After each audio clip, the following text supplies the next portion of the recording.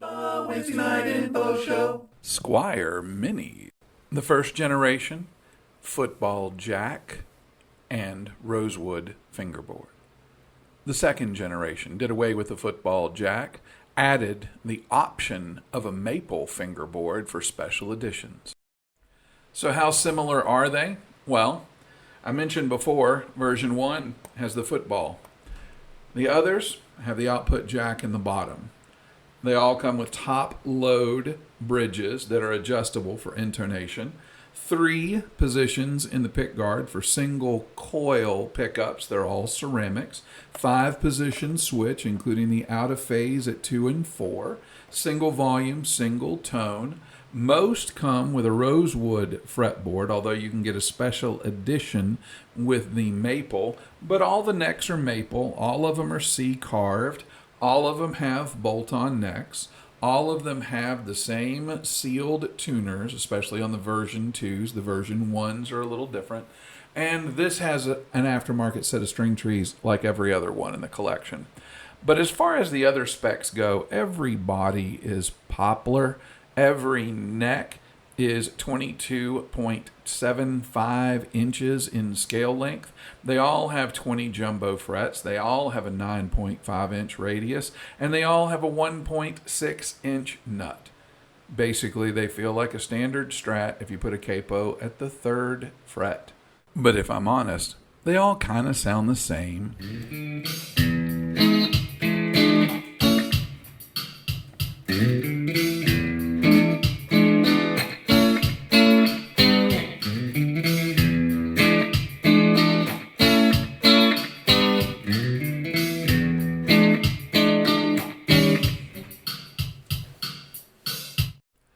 And that's not a bad thing that they sound like that.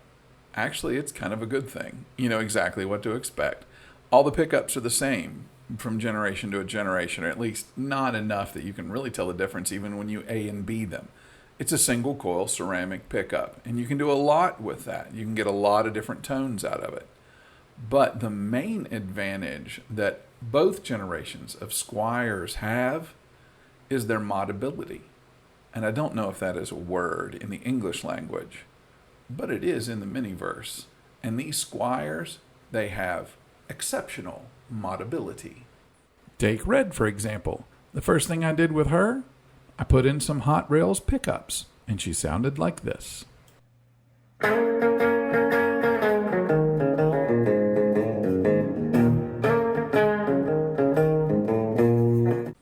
Well, as it turns out, I didn't like that. I didn't like that at all. So I put in some Wilkinson pickups.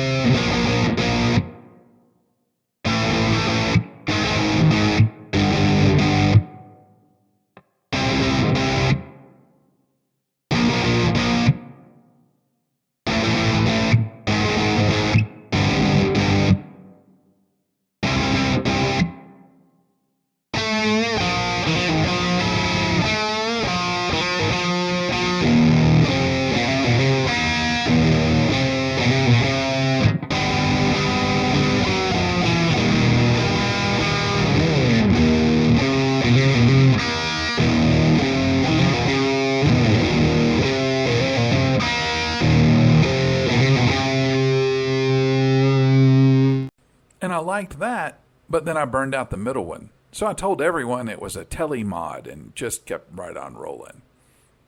And here's the reason why. This swimming pool route in these things. You can fit everything from P90s to humbucking pickups to single coil pickups in just about any configuration. You can get 3 different pots in there for different tone and volume knobs. It's got enough room for a 5-way switch. The Squier is a good guitar by itself, but the great thing about it is the limits for what you can do with it as far as pickup combinations and necks. You remember the Olympic white guitar with the maple fretboard from the first pictures? Well, this is her mid-mod. This got a rosewood fretboard from the neck from the green guitar in the previous pictures. Alnico 5 pickups, well, they're now in red, and you can just barely make out the hint of the gold hardware. It's also got the Strat mod with the 2 tone knobs and the 1 volume switch. This is what she looks like today. Aftermarket red tortoise shell pickguard, caps that are vintage white, trying to match the body, over Fender Ventura 60s era Alnico 5 pickups, with, of course, the gold hardware that I mentioned earlier. This is what she sounds like now.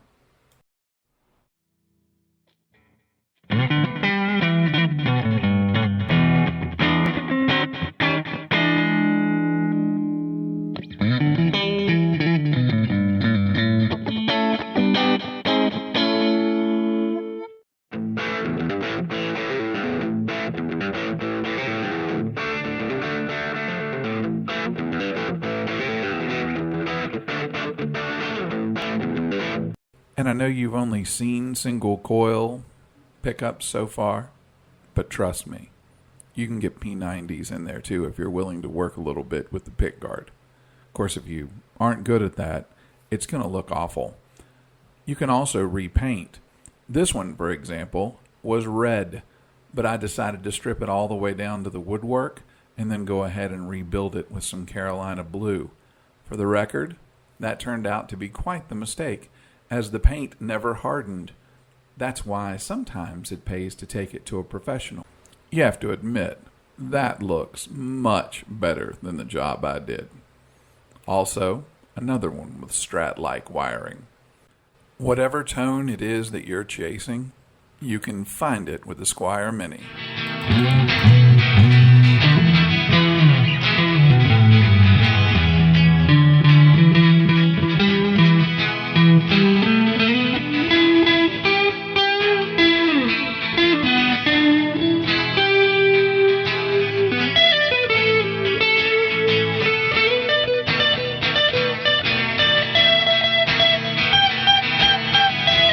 So how much can guitars that are basically built the same way with just a few slight differences really vary in terms of sound, especially when they have a very similar style of pickup, maybe with different magnets or slightly different heights?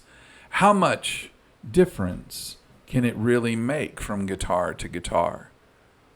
Well, I guess you'll have to tune in Friday night at Center Stage as the MGS group presents 6 Squier Minis.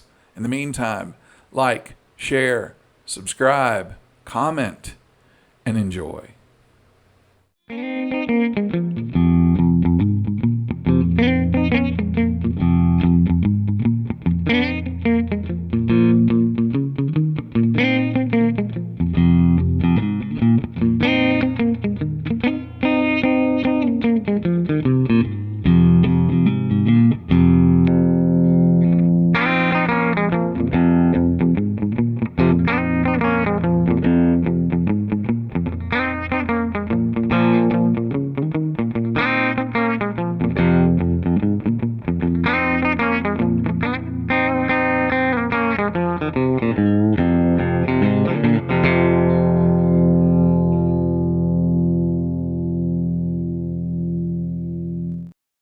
The Wednesday Night Info Show. All right, tonight for the Christmas Eve episode, I'm going to answer a question that I have been asked by several people, and I have avoided answering it for a very specific reason.